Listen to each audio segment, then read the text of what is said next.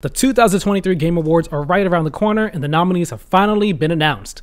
Let's go over them and start making some predictions. Hello there everybody, welcome to The Comfy Spot. My name is Tyler and today we are going to be going over all of the nominees for the 2023 Game Awards. The nominees have finally been announced today and the excitement, it's building up. I looked over the nominees earlier today and there are some interesting choices, but for the most part, I'm pretty cool on most of them. I'm pretty cool on a lot of the choices that are there. And yeah, I'm just excited to get into this. I'm excited to talk about these, make some predictions about what I think will win, and cast my votes for what I want to win as well. So without further ado, let's just get right on into this. Okay, now, before we actually start getting into these nominees and making our predictions and votes and everything, to be clear, I'm not going over any esports categories at all. I'm not going over Content Creator of the Year. There are a couple other categories I'm not going to cast votes on because I either A, am not too interested in them, or B, am not too informed about the games that are nominated to, make a vote of any sort or make a prediction of any kind. So there'll be a couple categories I skip over. So with all that being said, we're going to be starting with most anticipated game. Of course, this is a very subjective category, no objectivity behind it. This is recognizing an announced game that has demonstrably illustrated potential to push the gaming medium forward. It's a very fluffy way for Jeff Keighley to say, hey, what game are you most excited for? Nominees we have here are Final Fantasy VII Rebirth, Hades 2, Like a Dragon Infinite Wealth, Star Wars Outlaws, and Tekken 8. For me, my vote goes to 7 Rebirth, without a doubt. I am looking forward to all the other games there. Well, let me not say all the other games. I am looking forward to Hades 2. Looking really awesome. Like a Dragon Infinite Wealth looks cool. I just haven't played any of the games in that series. Star Wars Outlaws looks really interesting. Got to see more from it though, but I am excited for it. And Tekken 8, I'm not really a fighting person. I'm not really a fighting game guy. I'm not really into Tekken at all, so is what it is. But I mean, hey, that game looks good too. But my vote goes to 7 Rebirth. Right now, far and away, my most anticipated game for 2024. I cannot wait for February 29th, I believe is when it comes out. February 29th. Cannot wait for that day to come out. Because yeah, that game, it's going to be something. It is going to be something special, and I'm so excited for it. Okay, the next category we have here is Best Adaptation. This one is recognizing outstanding creative work that faithfully and authentically adapts a video game to another entertainment medium. Our nominees here, we have Castlevania Nocturne, Gran Turismo the movie, The Last of Us, the Super Mario Bros. Movie, and Twisted Metal. Again, this one, I think it's pretty clear cut what the winner is and what I want to win for this one. It's got to be The Last of Us, without a doubt. Has to be The Last of Us. That was such a masterful adaptation of the game. Like, it simply blew me away. I expected it to be good, at the bare minimum good. But I saw that first trailer and I was like, oh man, this looks like it's gonna be great. They're showing all the right things, it has the right tone, vibe, and everything. And then the show came out and blew away all my expectations. So I'm so excited for the next season. It has to go with this. Castlevania Nocturne I have watched. I have enjoyed this first season of it so far. It's really cool, really great. I'm looking forward to seeing where it goes next. Gran Turismo, did not see that movie. Super Mario Bros. Movie, I did see, and I know people are like, oh, it's just an advertisement. It's a whatever movie. And like, yeah, it's kind of whatever, but it's a lot of fun. So I did enjoy that movie.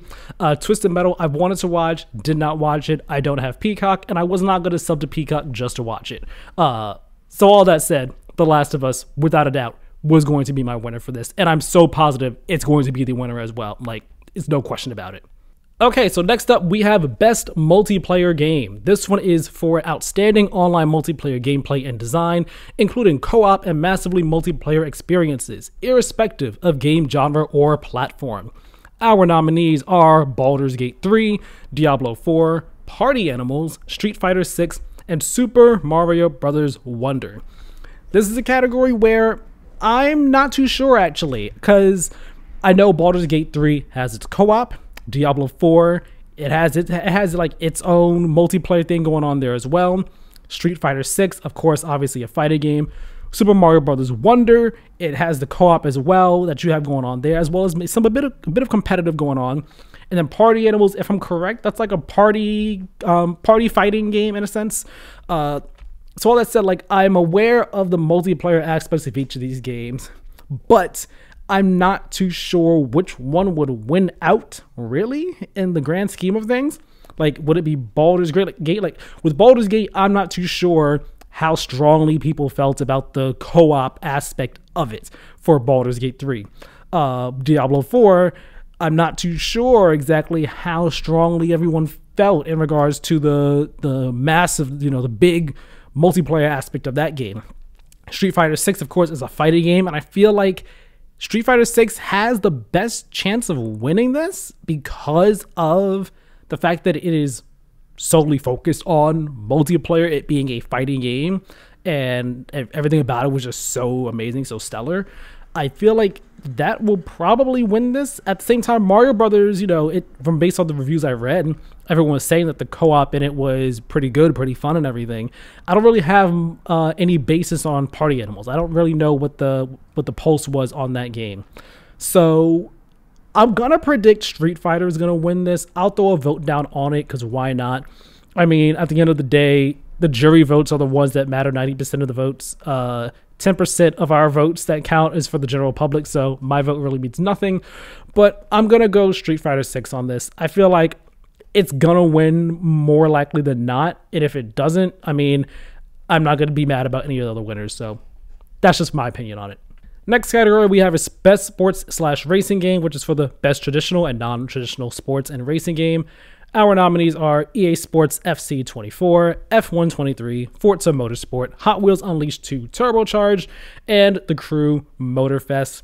Not really a sports racing guy. I like racing games. I'm not really a sports game fan, but I like racing games. Didn't really get to any of these racing games here at all this year. If I had to predict who was going to win this year, probably Forza is probably going to win out of these games, if I'm predicting correctly. I think there was some controversy surrounding EA Sports FC 24, F1 23. I wasn't really paying attention too much to that. I know people did like Hot Wheels and people did like Forza. I think Forza had a bit of controversy, but I think the positives outweigh the negatives with it. And The Crew, I think, was a bit of the same, if I'm correct. So I'm going to predict. Again, prediction here. I'm predicting Forza is going to win Best Sports Racing Game. I'll throw a vote down on it, because why not? It seemed like a great game. It looked like a great game. And again, I feel like it had pretty positive buzz for the most part. So yeah, I'm voting Forza Motorsport Best Sports / Racing Game, and that's what I think will win the category as well. Best Sim Strategy, I'm going to skip over it. I know literally nothing about any of the games here at all. I have no basis for the sim strategy field in any way, shape, or form. So we're just going to move right on past it entirely. They're not my jam. All right, now we're on to Best Family Game, which is for the best game appropriate for family play, irrespective of genre or platform.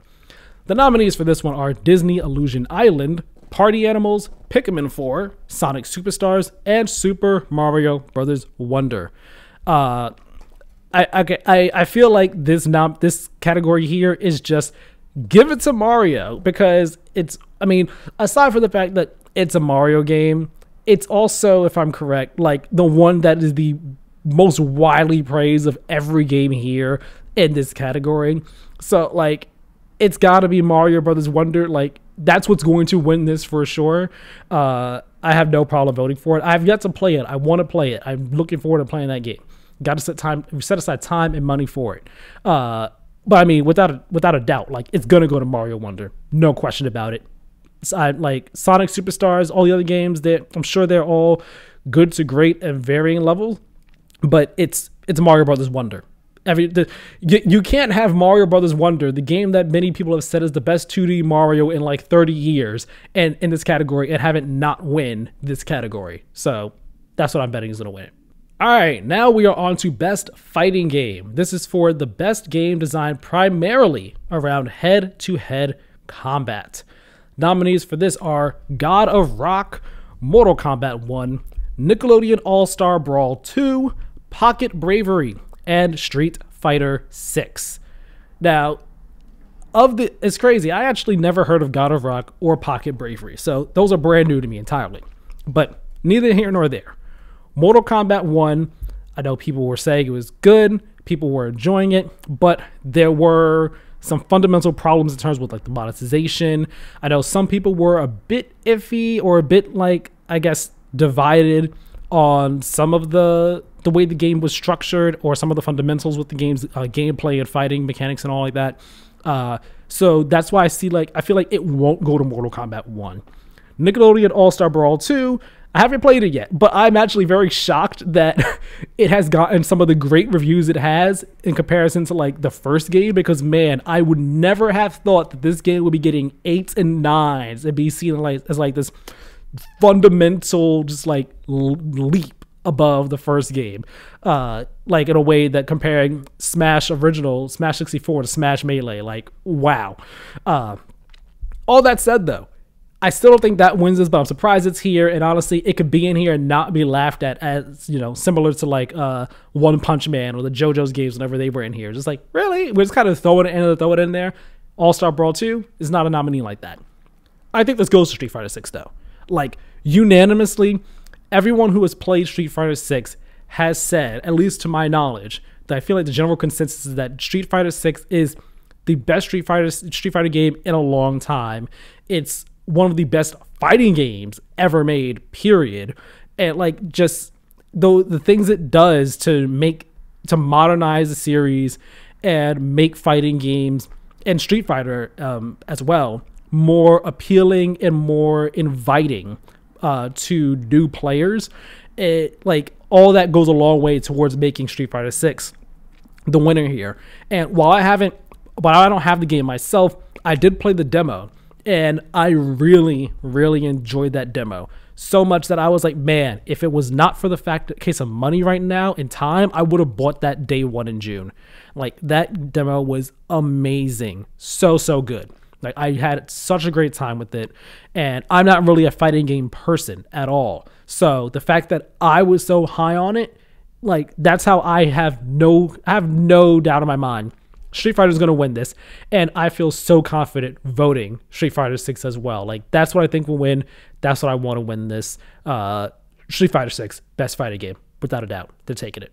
Okay, next up we have Best RPG. This is for the best game design with rich player character customization and progression, including massively multiplayer experiences.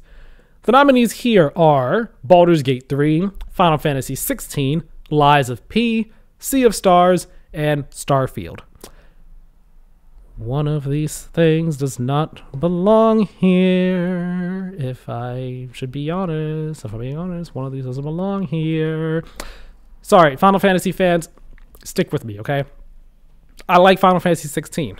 Go check out my review. I gave it a 7.5. I like a lot about it. There's also a lot that rubs me the wrong way about it that I'm not that big a fan of. One of those things being the RPG systems in that game.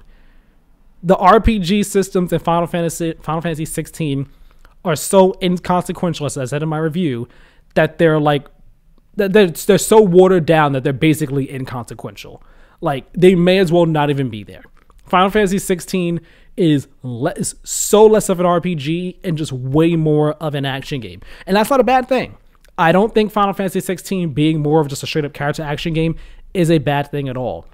I just feel like if you were going to do that, you know, then maybe drop the RPG stuff entirely. If you're going to have it there, make it matter. And the RPG stuff in Final Fantasy 16, again, is so watered down, it is basically inconsequential. It does not matter at all.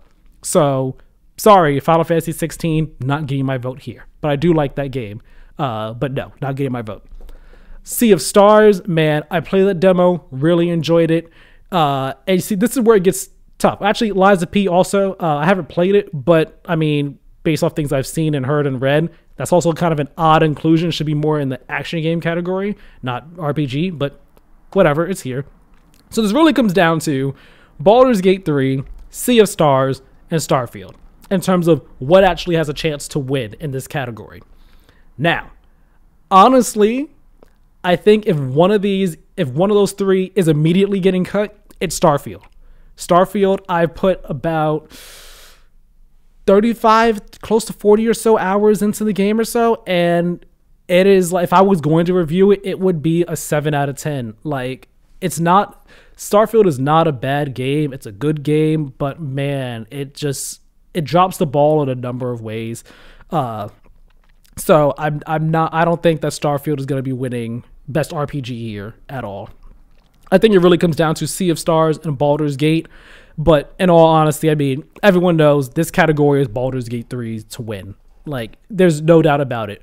I'm going to put the vote for Baldur's Gate 3. I haven't played it yet. It's not a game that I think I would play because of how heavy on the D&D it is. And I've never played D&D, not for any reason other than time and the opportunity has arisen for me to play it. So that said, this is going to Baldur's Gate 3. Like, so it's hard to deny. You look at all the critical and fan reception for this game, for Baldur's Gate 3, and without a doubt, like, everyone loves this game. There's no way it's not winning best RPG. If anything, of all the games in this category, it is the most RPG game here. Like, again, it is basically D&D. That is that's an RPG right there. That is a RPG-ass RPG. So Baldur's Gate 3, I think that's going to win it. I'm going to put my vote down on it too. No doubts at all. All right, now we get to best action adventure game, which is going to be a very tough category for me to pick. For the best action adventure game combining combat with traversal and puzzle solving, our nominees are Alan Wake 2, Marvel's Spider-Man 2, Resident Evil 4, Star Wars Jedi Survivor, and The Legend of Zelda Tears of the Kingdom. Okay, let's start knocking people off the board right now. Resident Evil 4, I haven't played you, although I played the demo and I really enjoyed the demo, but I'm really not a survival horror person. I want to play that game, but I also don't want to at the same time. Resident Evil 4, though. Amazing game, you got to get cut. Okay? You're getting cut here, for sure. Star Wars Jedi Survivor, I played you. Massive improvement over the last game. You're getting cut, though. I'm sorry, you just are. Goodbye. The real three this comes down to is Alan Wake 2, Spider-Man 2, and Tears of the Kingdom. I have not played Alan Wake 2 yet, okay? So my basis on this is really going off of reviews and just what I've been seeing people say online. Honestly, if Alan Wake 2 wins this, I don't think that's a bad thing. I would be kind of surprised if it did, though.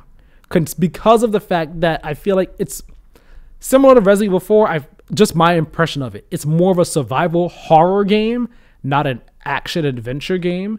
And everything else, while Alan Wake 2, from all intents and purposes, of what I've heard, is an amazing game as a whole, I don't know if I'd say it's a better action adventure game, or I don't know if people would say it's a better action adventure game than Marvel's Spider-Man 2 or Tears of the Kingdom.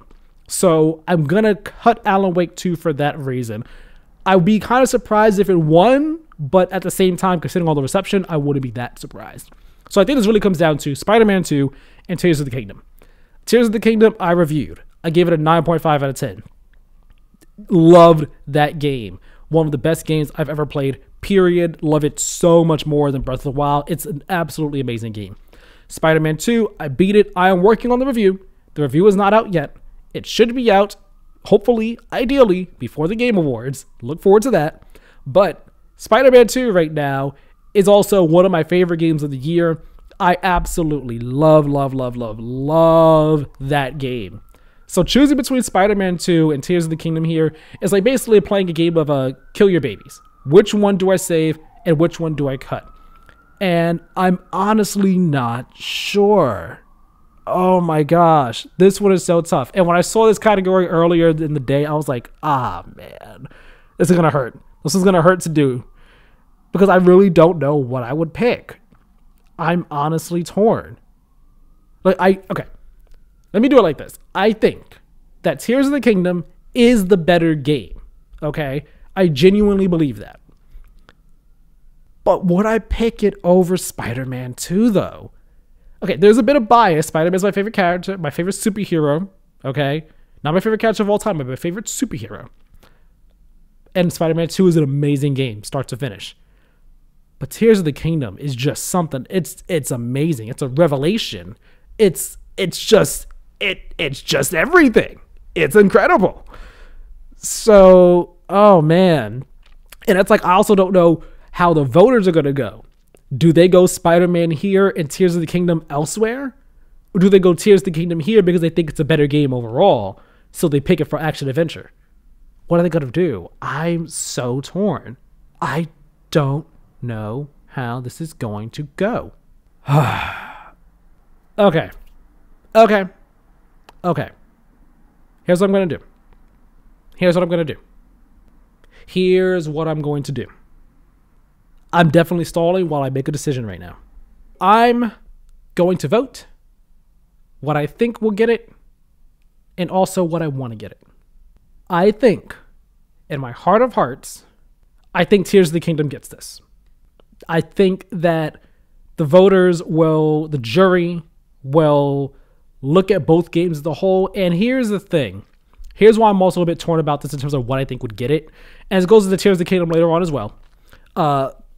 My impression of Tears of the Kingdom, based on the reviews that I read, aside from like not including my own thoughts on it, I feel like based on the reviews I've read, the opinion I saw was that Tears of the Kingdom, people loved it.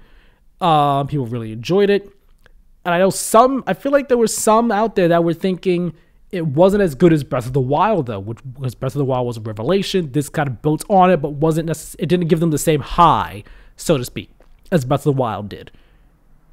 So, but I feel like the more positive side of things is going to win out, and people will be like, still, Tears of the Kingdom as a whole is a better game than Spider-Man 2. That's what I think is going to happen. And honestly, I'm not going to be mad at that. I can't be mad at that. And I think if I had to choose between the two myself, I'd probably vote Zelda as well. I love Spider-Man. I love Spider-Man 2 so much. Trust me, I do. When my review comes out, hopefully that shines through. But I think Zelda is going to win. I think Zelda wins this, and I'm voting Zelda too. That's what I'm going to do. Oh, God, that was hard to do. On to Best Action Game now. This is for the best game in the action genre focused primarily on combat. This is why I would have put Final Fantasy 16, to be quite honest. But that's neither here nor there. The nominees are Armored Core 6, Fires of Rubicon, Dead Island 2, Ghost Runner 2, Hi-Fi Rush, and Remnant 2. This is an interesting one. I think Dead Island 2, sorry, people, you're getting cut. You turned out to actually not be a bad game after all these years, but you're getting cut. Goodbye. I'm kind of surprised Hi-Fi Rush snuck in here. Not because I don't think it's a good game or a great game. It's an amazing game. One of my favorites of the year. Definitely a 9 out of 10. I'm surprised it made it in here because because of how early the year it came out. It came out in January. So it's one of those games that can be easily forgotten. So I'm happy that it wasn't forgotten. That said, it's also the only one of these four I've played, but I'm aware of the reception for a lot of them. So Armored Core, I know people were head over heels for Armored Core. Ghost Runner 2, based off some of the things I've seen for that, people have absolutely loved Ghost Runner 2. Remnant 2, I remember when that came out, people were like, yo, actually, this game is really dope. It's amazing, one of the best games of the year. So because of those factors, I could honestly see Hi-Fi Rush getting cut. And I think it might come down to Ghost Runner and Armored Core, actually. That's what I think it'll come down to. And if it has to be one of them, I think people will vote Armored Core. It has the FromSoft, push behind it as well. I think it's going to go to Armored Core. People were really yo, Armored Core 6 it's amazing. It's the GOAT. I think that's what they're going to go with. And honestly, I can't argue with that. Yeah, I'm going to go with Armored Core 6. I think that's the correct answer to go with here. All right, next up we have Best VR AR Game for the best game experience, playable in virtual or augmented reality, irrespective of platform, with the nominees being Gran Turismo 7, Horizon Call of the Mountain, Humanity, Resident Evil Village VR mode, and Synapse, however you want to pronounce it. I actually don't have much of a perspective on this one. I kind of forgot that these games came out and that this was a category here. If I was to guess this though, Horizon's not gonna get it. I know people. It was kind of, people were like, it's a tech demo. It's kind of fun. It's really fun. Depending on who you ask, I think it's not gonna get this. Village VR. I'm really not sure how much is gonna win. Like how much people are gonna be like, oh yeah, that was really it. That was the thing. So I'm not sure. Same with Gran Turismo. Although I think I saw a bit more excitement behind Gran Turismo 7's VR. So perhaps that. Same with Humanity and Synapse or Synapse. I remember both people enjoyed both games and everything. I'm just not quite sure exactly what the opinion was for the VR side of things for Humanity, nor am I quite sure, again, just what the overall consensus was on Synapse. So I'm not going to vote on this one. I have no idea what would win this. I'm just going to leave it at that. But interesting picks here. I feel like if it goes to anything aside from Horizon and Resident Evil, I don't think anyone would be too bad. So I'll leave it at that right there. Best mobile game. We're going to skip this category because, yeah, I have no basis on any of these. Honkai Star Rail and 7 Ever Crisis are the ones that I am well aware of, but I don't know. Probably go to Honkai Star Rail, probably. I'm not going to do it though. So moving on. Next, we have Best Debut Indie Game for the best debut game created by a new independent studio. Nominees here are Cocoon, Dredge, Pizza Tower, Vinba, and Viewfinder. Now, of these games, I haven't played any of them. I wanted to play Viewfinder, time and money though. I didn't get around to it. But it looked really cool, really unique, really creative. And I remember the reception around it being like, yo, game's actually really great. It's really dope. It's really awesome. Cocoon, also another one that's really intriguing. I don't know if I'd get into it because it seems very, it seems like one of those puzzle games where it's like, it's going to break your brain. And I think that might be a bit too puzzly for me. I might give it a try. But that one came out and I remember everyone being like, yo, this game is amazing, amazing. Vinba, people have loved that one as well, loved the representation and the story it tells. Dredge, I know people have talked about Dredge and Pizza Tower in positive ways. I just don't remember the general overall consensus and reception on them. So if I was to guess though, best debut indie game, I would honestly guess it might go to Cocoon, perhaps. I guess it would. It's a tough one. And I say that solely because, again, I feel like of each of these nominees here, I think it had the most universal praise and just acclaim behind it. Not to say any of the other games didn't, but I think Cocoon is probably the strongest one of the bunch here. So yeah, I think people are gonna vote Cocoon. I'll throw a vote on Cocoon as well. Why not? And yeah, that's what I think for best debut indie game. Now, best independent game. This is for outstanding creative and technical achievement in a game made outside the traditional publisher system. We have Cocoon, Dave the Diver, Dredge, Sea of Stars, and Viewfinder. This category has brought a bit of controversy because of Dave the Diver's inclusion in here, because it's technically not an independent game. So it's a weird inclusion for a lot of people. Nonetheless, though, again, haven't really got to play any of these. I did play the demo for Sea of Stars. I forgot to mention that before. Did play that demo. Really enjoyed it. Best independent game. Again, this is a tough one. I think Viewfinder gets cut immediately. I think Sea of Stars has a very strong chance of winning this. I feel like Dave the Diver has a very, very strong chance of winning this because of just how much people have been backing that game since it first came out. Cocoon, I feel like if Dave the Diver wasn't in this category, then Cocoon could have a stronger chance. But I think Dave the Diver might knock Cocoon down and Dredge down as well, making this really come down to Dave the Diver and Sea of Stars. I think it's gonna go to Dave the Diver. That's what I think. My personal vote, though, is going to go to Sea of Stars. Now, yes, I've only played the demo. I know this. I have not played the whole game. But I loved it, and I love everything about that game. I would love to see it get a win in a category, and I think if it's not going to be RPG, I forgot the other categories it's in. If it's not going to be RPG, then I think I would like to see it get a win, and this would be like the next best place for it to get a win. So yeah, I'm going to vote this, but I believe Dave the Diver will probably win Best Independent Game. Even with all the controversy aside, I think it's going to win Best Independent Game. All right, we are to Best Community Support, recognizing a game for outstanding community support, transparency, and responsiveness, inclusive of social media activity and game updates / patches. Nominees being Baldur's Gate 3, Cyberpunk 2077, Destiny 2, Final Fantasy 14, and No Man's Sky. I laughed at Destiny 2 because obviously in light of all the recent things that have happened, it's funny seeing it get nominated here. And I mean, of course, these votes go in I'm pretty sure these votes went in before all those layoffs happened. So is what it is. But it's ironic seeing it here in light of that. And in light of that, I doubt it wins this category.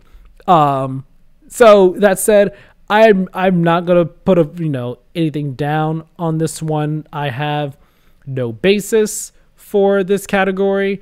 I have no horse in the race. Like, I think Cyberpunk 2077, I'm happy it's had a redemption arc. 14 over here, people always standing by that. So I have no basis on the community support that each of these games have received from their dev teams at all. So I'm gonna leave it at that. I won't be surprised at any of the winners. Aside from Destiny 2, if that wins, it'll be kind of funny. Best ongoing game now, awarded to a game for outstanding development of ongoing content that evolves the player experience over time. Nominees being Apex Legends, Cyberpunk again, Final Fantasy 14, Fortnite, and Genshin Impact. Okay, stick with me here. One of these games is not a live service game, that being Cyberpunk. That said, I honestly think Cyberpunk might win it this year, because of the fact that they have been working so hard to fix that game, rehabilitate it, and get it in the place that people hoped and wanted it to be back in 2020. And now here we are, 2023. It's finally there. Phantom Liberty came out, and it was absolutely amazing. They've done updates to the game. They've added new features, new abilities. They've retweaked the entire RPG system, all the stats and everything, the perk system. So like, they've redone a whole lot with the game. Honestly, I think Cyberpunk 2077 is going to win this. That's going to be my vote too. That's like no shade against any of the other live service games here. These other ongoing games. They're all great, but at the same time, I think you gotta give your flowers where they're due, and Cyberpunk 2077, I think it deserves its flowers now. So, best ongoing game, Cyberpunk 2077. Games for Impact, for a thought-provoking game with a pro-social meaning or message.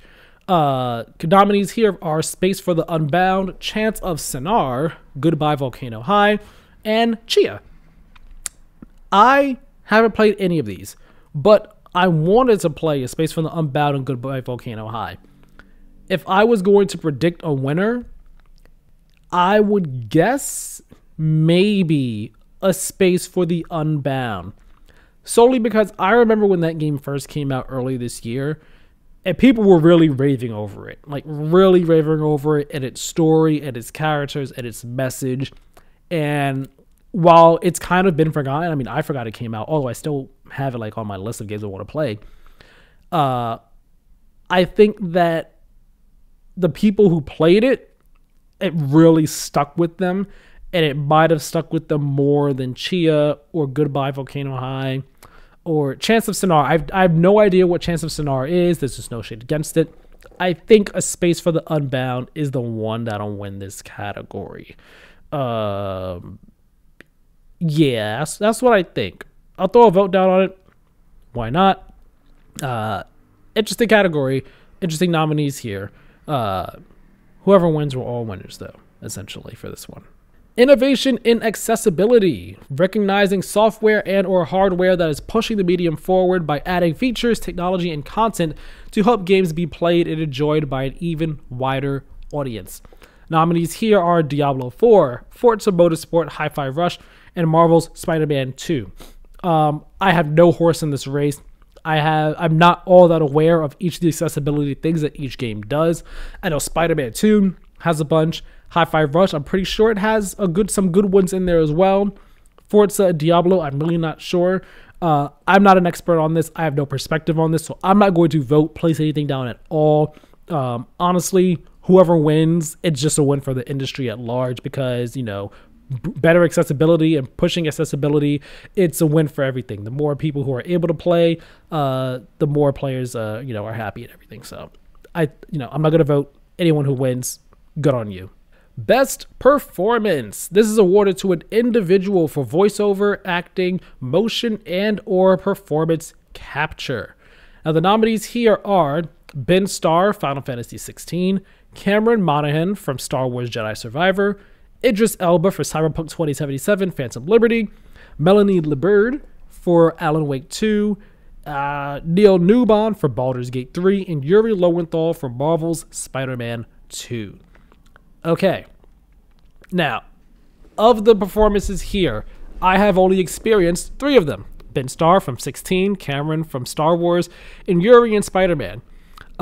Idris and Cyberpunk, I have not played Cyberpunk Phantom Liberty yet. It's on my backlog of ones I want to play. Actually, I got to do another full replay of that game, essentially, because I haven't played it since launch. Melanie Liburd, I haven't really read too many Alan Wake 2 reviews, so I'm not too aware of people's perception of her performance in it and all. And Neil Newbon, I think he's the guy who plays Asterion in Baldur's Gate 3, who I know people love. People love Asterion. But again, have no real perspective on his performance or anything. So I'm going based off what I know and what I think will win this out. For me, in my head, this is between Ben Starr and Yuri Lowenthal. Yuri absolutely kills it as Peter in Spider-Man 2, does some really great work. Peter goes on quite a journey in Spider-Man 2, and Yuri just does it with ease. He does it so masterfully. It's amazing. On the other hand, though, Ben Starr absolutely kills it as Clive from start to finish. Just like, oh my gosh, he is amazing in that game. Like, there are so many moments where I'm just like, yo, Clive, you are going through it. Like, just the performance you're giving, it's amazing right now. Like, I honestly think this is Ben's one. I think this is Ben's to win. If it doesn't go to Ben, maybe it'll go to Idris, because I know people were saying they love the character Solomon Reed in Phantom Liberty, so maybe it'll go to him. If not him, maybe Yuri Lowenthal. But no, I gotta vote for Ben Starr. He did such an amazing job as Clive. I think he's going to win it as well. And it'd be a very well-deserved win as well. So, Ben Starr, Final Fantasy 16 is my vote for best performance. Okay, next up we have best audio design, recognizing the best in in-game and audio, best in in-game audio and sound design. There we go. Nominees here being Alan Wake 2, Dead Space, Hi-Fi Rush, Marvel's Spider-Man 2, and Resident Evil 4. Okay. I'm not going to go Marvel Spider-Man. Sorry, no. Here's what I'm thinking. I'm thinking this has to go. Well, okay. I'm voting Hi-Fi Rush. Here's what I'm going to think about this. I'm going to vote Hi-Fi Rush because I feel like Hi-Fi Rush, just the fact that whole game is based around music and the audio, and literally everything in that game is synced to the music. Like, it's amazing how well that was done in that game. It made that game what it is. So my vote's going to go to Hi-Fi Rush. Now, what do I think the voters, the jury will vote for? I don't know. I wouldn't be surprised if it goes Alan Wake 2 maybe, or Dead Space, just because those are survival horror games. Audio is it's a huge part of them. And I'm not too aware of what the audio soundscape design is like for Alan Wake 2. I know EA and the team at Motive, they were really talking it up for Dead Space and everything. But Dead Space is a bit of a known quantity already because it's a remake, so maybe that's why it gets cut. So I think it really comes down to Alan Wake 2 and Hi-Fi Rush for the win on this, from the voting, from the jury. I would love to see it go to Hi-Fi Rush. I want Hi-Fi Rush to win this, like I said before. Everything about this game is built around the audio design, and it's done so well. I want Hi-Fi Rush to win, and I think it'll win this. I think it will. I think it should. I think it's deserving. If it doesn't, it goes to Alan Wake 2. Would not be surprised. Would not be surprised at all. But I think Hi-Fi Rush should win this category. Next up, we have Best Score and Music. This is for outstanding music inclusive of score, original song, and or licensed soundtrack, with the nominees being Alan Wake 2, Baldur's Gate 3, Final Fantasy 16, Hi-Fi Rush, and Tears of the Kingdom. Okay, I don't have much of a basis on Baldur's Gate 3, so I'm just going to remove that from conversation for me. Tears of the Kingdom has some great music. I'm going to remove it, though. I'm going to remove it. The music is great, but I think in comparison to the others, it's going to get cut. Alan Wake 2, again, I have no basis. It could be in the winning, could be in the running. I'm going to cut it for myself personally. For me, this comes down to 16 and Hi-Fi Rush. And I'm thinking, inclusive of score, original song, and or licensed soundtrack. Hi-Fi Rush makes wonderful use of its licensed songs, but it also has some great original music as well. 16 score is really great. The music in that game is awesome, and it makes those epic moments even more epic, and it makes the personal, intimate moments even more personal and intimate. So, I think I'm going to vote for 16. And I think it'll go to 16 as well. I think this is the other place where 16 gets a nod. It'd be a great chance to, see it get recognized for its amazing music. If it's not 16 that gets the win, maybe it's Hi-Fi Rush. Perhaps it is. But I think it's going to go to Final Fantasy 16. Okay, now we are on to Best Art Direction. This is for outstanding creative and or technical achievement in artistic design and animation. So, nominees here are going to be Alan Wake 2, Hi-Fi Rush, Lies of P, Super Mario Bros. Wonder, and Tears of the Kingdom. I think Lies of P gets cut. I think Tears of the Kingdom gets cut. Alan Wake 2 looks amazing. Visually, that game is a marvel. Oh my gosh. So I think it really comes down to that, Hi-Fi Rush, and Super Mario Bros. Wonder. And, ooh-wee, this is a tough one. This is a difficult one to, parse through and decide on. Me personally, I'm going to vote Hi-Fi Rush because I love the way that game looks. That game's look and art direction gives it so much personality and such an identity that I think, for me, it has to go to Hi-Fi Rush for Best Art Direction. But what the jury will vote for, I'm not sure. Because, again, this is about outstanding creative and or technical achievement in artistic design and animation. So, do we want to go Alan Wake 2? Are they going to go that way? Because, again, the game looks really, really good. Really, really good. It could go to Alan Wake 2. It could go to Mario Bros. Wonder. That game, again, if we're talking about Hi-Fi Rush with personality, Super Mario Bros. Wonder has personality in spades. So much personality and identity there. So I could see the voters actually going Super Mario Bros. Wonder, the jury, I mean. So, honestly, I'm not sure. If I had to pick one solid prediction, I would probably go Alan Wake 2 for what I think will win. But I think the race is between Alan Wake 2, Hi-Fi Rush, and Super Mario Bros. Wonder. That's why I think this is actually a race between for this category here. I'm going Hi-Fi Rush, but we'll see what happens. We'll see what happens the day of. Best Narrative. This one goes for outstanding storytelling and narrative development in a game. The nominees are Alan Wake 2, Baldur's Gate 3, Cyberpunk 2077 Phantom Liberty, Final Fantasy 16, and Marvel's Spider-Man. All right, now we're getting into the really difficult categories here. And I What do I want to win? I personally am going to vote Spider-Man because I've only played 2 of the games here, 16 and Spider-Man. I think Spider-Man's story is a better story overall than 16. That's my personal opinion. Look forward to my review coming soon. Now, that said, that's what I'm voting for myself personally. What do I think is going to win this? I do not think it's 16. I also do not think it's Spider-Man. This is just going based off of how I've perceived, what I've seen from the general consensus online, what people have said about these other games. People have really loved Alan Wake 2. People have really loved Baldur's Gate 3. And they have loved Phantom Liberty, the story for all 3 of those games. This can go, honestly, to any of those 3. I think if one had to get cut, it's probably Phantom Liberty. So I think it really comes down to Baldur's Gate and Alan Wake 2 in terms of what wins best narrative.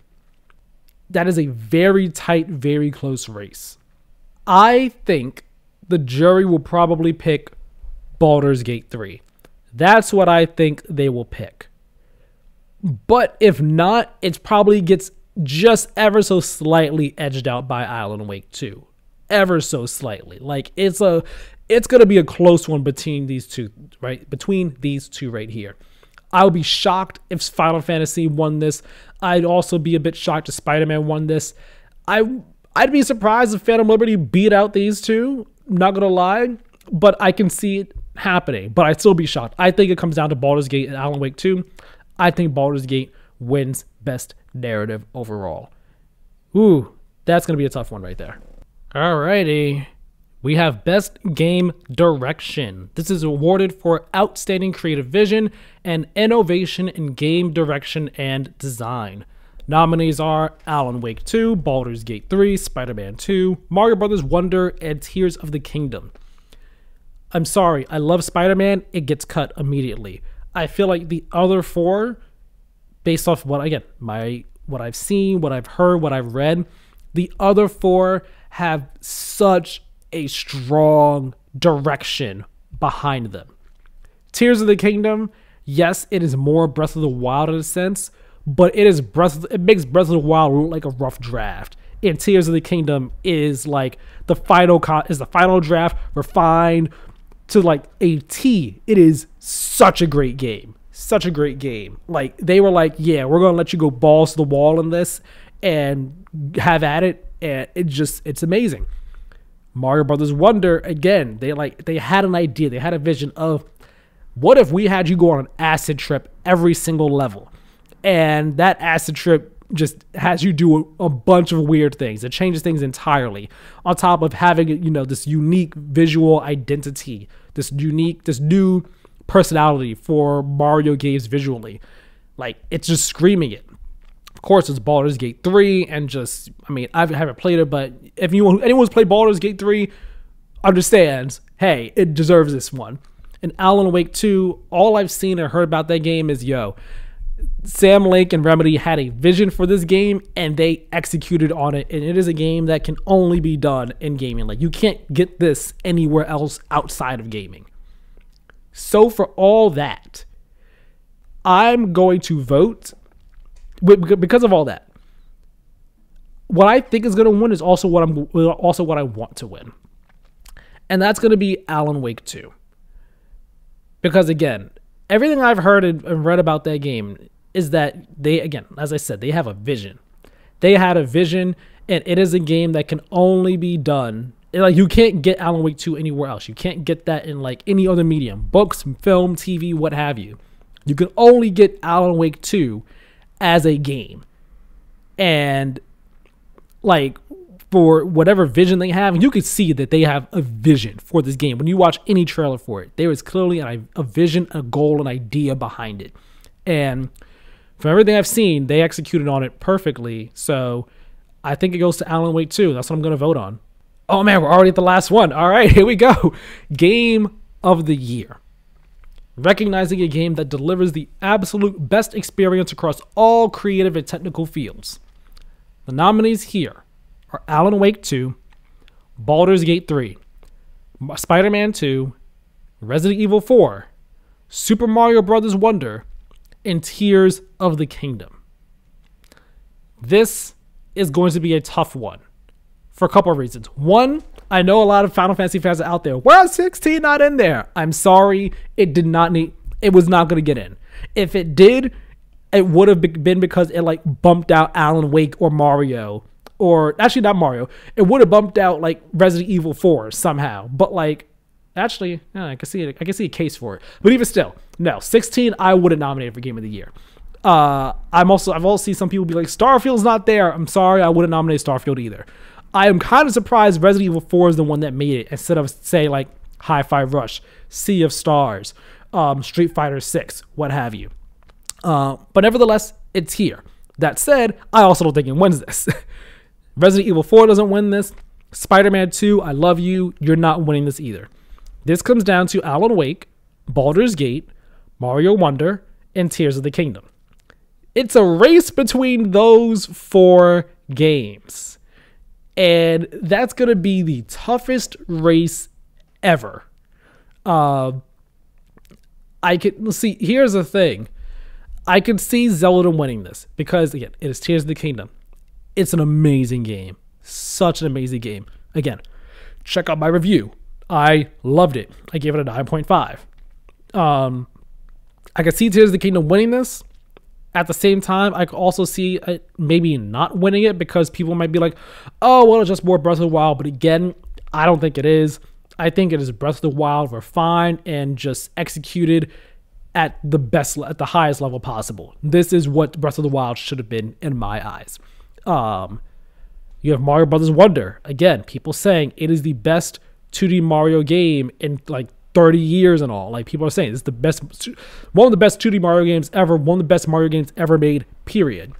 So like, I can see it winning that. But then we also have the juggernaut that is Baldur's Gate 3 that has absolutely taken the world by storm and has people saying, yeah, this actually should be Game of the Year over Tears of the Kingdom. And that's like surprising because no one would have expected that to happen in a year where Zelda is coming out. But it did. And then we have Alan Wake 2 as like the last minute, just from behind the back, just here he comes Alan Wake. Oh my gosh, it's Alan Wake about to perform the RKO on everybody, just out of nowhere. Just like, yo, actually, I'm coming for the GOAT here. I'm coming for the Game of the Year award because of its vision and just everything that it executes on. I could see this going any of these 4 ways, and I don't think people would be that mad. I think you'd have the most people mad if Zelda won. Solely because people might be like, oh, it's just more Breath of the Wild again. No. Stop it. It's not. That said, I think it will go to any of these 4. And I don't know what's going to win it. I am so torn. I have no idea what wins this. Again, it's not Spider-Man. It's not Resident Evil. It's Alan Wake or Baldur's Gate or Mario or Zelda. It is one of those 4. If we have to be real here, I think if one of these gets cut, maybe it's Mario. Here's the thing. If I had to narrow this down, it's like one of the Nintendo games gets cut first. I'm just not sure which one gets cut first. One of them gets cut first, and then like the other stays in the conversation. And then it's like, okay, you know, Baldur's Gate, Alan Wake, and then the other fights it out. I'm not sure. This is so tough. My gosh. Okay. My personal game, well, I don't know. I'm not going to say my personal game of the year. I might do a video on that later on. But yeah, I'm so torn on this. I have no idea where this is going to go. This can go one of 4 ways. Yeah, I have no idea how this shakes out. I think it really comes down to Alan Wake, Baldur's Gate, Mario, or Zelda one of those 4 is going to win Game of the Year. One of those 4. It's just a matter of which way the jury blows on the wind, which way they're sailing. How how votes end up getting split and everything. That's what I think is going to happen here. I think the vote is going to get split in so many different ways that like people that like these games are going to get edged out by like 1 or 2 votes. Spider-Man or RE4 will be at the bottom. The other 4 are going to be like fighting for the top spot, and they're just going to get edged out by a vote or 2 or 3 or something like that. Like the vote's going to get split pretty hard. Alan Wake has a bit of recency behind it, same with Mario, but at the same time, I think it's still going to be a pretty tight race between those 4. So yeah, that's what I think is going to happen, and I'm going to vote Tears of the Kingdom as my nod right there. Tears of the Kingdom, that's going to be my vote for Game of the Year. But man, this is a stacked category. Alan Wake, Baldur's Gate, Mario, or Zelda, those are going to be one of your winners right there. One of them is going to be your winner for Game of the Year this year at the Game Awards. But that's it. Those are my predictions for what I think will win. Those are also my votes for what I would like to see win. What do you want to see win? What do you think will win each of these categories at the Game Awards? What do you think will be nominated? Well, not nominated. What do you think will win Game of the Year at the Game Awards? Let me know down below in the comments section. Let me know all your thoughts. What are you disappointed in? What did you wish got nominated but was not nominated? What's your biggest snub? Let me know all of that down in the comments section below.